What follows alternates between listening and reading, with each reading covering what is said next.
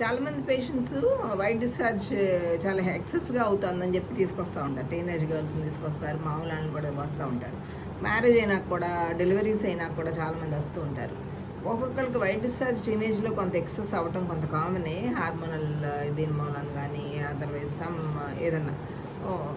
So what ever it is, A white discharge అయినా మనకి దురదతో కానీ, బ్యాడ్ స్మెల్తో కానీ, కలర్ చేంజ్ ఎల్లోయిష్గా కానీ గ్రీనిష్గా కానీ ఉంటేనే మనం ట్రీట్మెంట్ ఇస్తాం.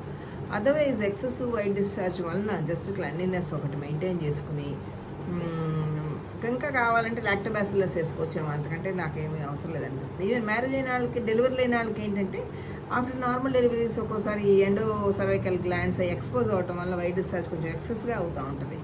సో ఇన్ కేస్ ఇవన్నీ అంటే బ్యాడ్ స్మెల్ లేకపోతే కలర్ చేంజ్ ఇచ్చింగ్ ఇవన్నీ ఉంటే మాత్రం ట్రీట్ చేయాల్సి వస్తుంది.